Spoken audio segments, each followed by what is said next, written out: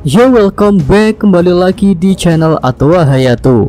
Bagaimana kabar nakama sekalian? Semoga selalu baik-baik saja. Yosa chapter 1115 versi bajak lautnya sudah rilis, dan ini adalah segmen full story yang akan menceritakan isi chapternya.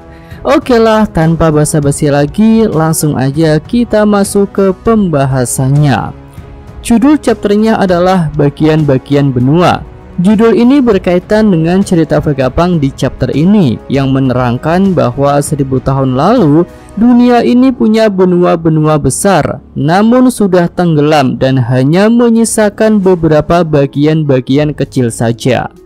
Lanjut pada bagian cover menunjukkan sosok Hiyori dan Otoko yang sedang menyiapkan bekal perjalanan untuk Yamato. Nah, sebagian besar chapter ini akan berisi cerita Vegapunk tentang abad kekosongan. Cerita ini sebenarnya terpotong-potong sih dengan scene orang-orang yang mendengarkannya. Tapi di sini Mimin akan buat cerita Vegapunk ini nyambung secara utuh agar mudah dipahami. Oke, setelah menjelaskan bahwa Joy Boy adalah bajak laut, Vegapunk melanjutkan dengan mengatakan apa yang tertulis di dalam batu-batu Poneglyph. Walaupun dia hanya punya beberapa akses ke Poneglyph, namun isi informasi yang ada pada Poneglyph itu masih saling berkaitan, yaitu menceritakan mengenai sebuah pertempuran super besar yang terjadi pada masa abad kekosongan. Pada masa itu, kelompok Joy Boy menghadapi sebuah organisasi yang saat ini dikenal dengan nama Pemerintah Dunia. Tapi ketika itu pemerintah dunia masihlah gabungan dari aliansi 20 negara pendiri. Dan menurut Vegapunk, hanya dengan cara menggabungkan kekuatan dari 20 negara itulah pihak pemerintah dunia bisa menghadapi pihak Joy Boy. Namun sampai saat ini Vegapunk tidak bisa memutuskan pihak mana yang benar dan salah karena dia belum mendapatkan informasi tentang hal itu. Karenanya Vegapunk berasumsi jika pertempuran besar itu terjadi hanya karena perbedaan ideologi saja. Selanjutnya Vegapunk menyatakan jika kerajaan kuno tempat tinggal Joy Boy 900 tahun lalu memiliki teknologi dan persenjataan yang sangat canggih yang bahkan belum bisa dibuat oleh manusia pada masa sekarang ini. Vegapunk yang jenius pun sangat terheran-heran melihat teknologi canggih dari kerajaan kuno. Dan disitulah letak masalahnya. Selanjutnya ilmuwan itu mengatakan jika masa abad kekosongan berakhir setelah kekalahan Joy Boy. Tapi pertempuran besar itu memberikan dampak dan luka yang sangat luar biasa bagi dunia ini, yang bahkan tak bisa disembuhkan hingga masa sekarang. Dampak itu adalah tenggelamnya sebagian besar daratan di dunia ini. Iya, saat ini orang-orang merasa kesulitan untuk berlayar dari satu pulau ke pulau lainnya. Tapi ternyata hal itu tidak terjadi 1000 tahun lalu. Pada masa itu terdapat bagian-bagian benua yang sangat luas. Namun bagian-bagian benua itu tenggelam ke dasar lautan setelah pertempuran besar itu terjadi.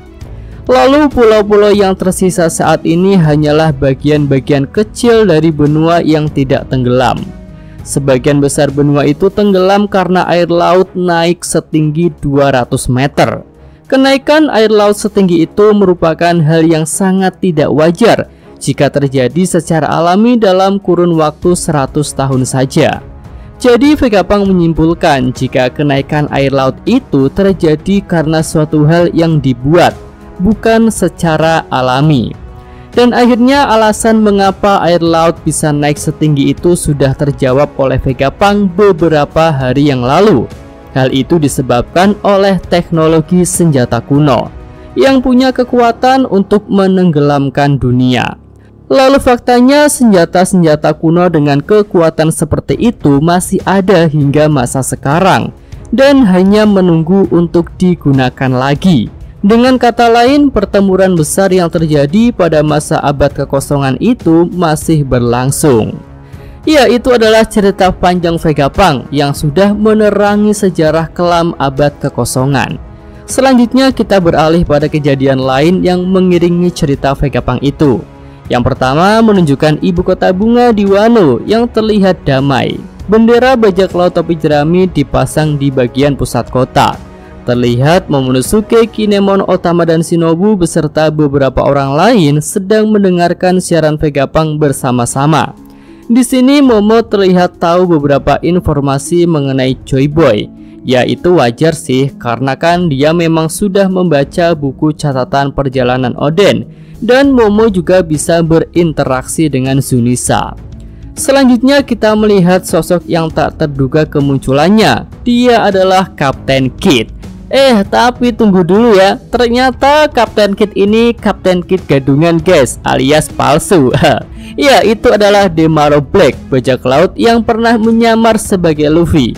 Kali ini kelompok bajak lautnya menyamar jadi kelompok bajak laut Kid. Demaro Black pun tampak sesumbar dan sombong. Dia merasa bisa mengalahkan Joy Boy. Tapi sayangnya di sini mereka tak bisa berbuat banyak karena sedang dikurung di pangkalan Marine G4. Lanjut kita menyaksikan reaksi dari para prajurit angkatan laut. Di sini mereka tampak menyimak saat Vegapunk mengatakan jika musuh Joy Boy adalah pemerintah dunia saat ini. Selanjutnya ada sedikit panel yang menunjukkan Dory, Brogy, dan juga Luffy. Mereka sedang berlari-larian menghindari Gorosei Walkuri. Gorosei babi liar itu pun terlihat menggulung apapun yang ada di hadapannya menggunakan taring-taringnya yang sangat besar. Kemudian kita beralih ke lokasi Gorosei Mars. Dia tampak sangat marah dan memancarkan aura Hausoku Haki. Terlihat beberapa denden musuh tumbang di lokasi Mars berada. Selanjutnya kita melihat siluet Joy Boy yang sedang bertarung melawan beberapa orang bermahkota. Joy Boy di sini terlihat menggunakan wujud Awakening Nika sama seperti Luffy. Setelah itu scene berganti ke Gajah Zunisa. Di atas punggungnya ada Carrot, Wanda, dan beberapa masketer Ming yang sedang menyimak siaran Vegapunk.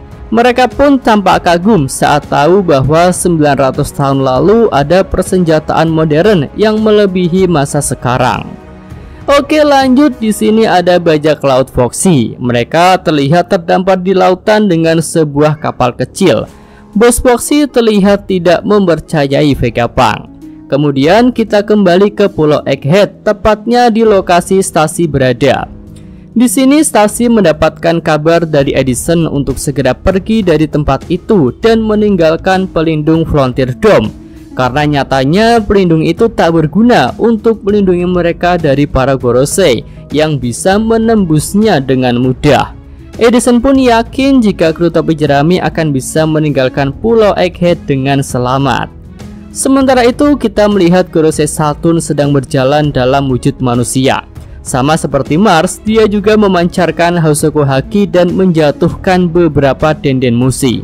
Kemudian kita melihat keadaan Zoro dan Jinbe. Di sini Jinbe berlari sambil menggendong Zoro. Sepertinya Zoro juga menderita beberapa luka saat bertarung melawan Lucci.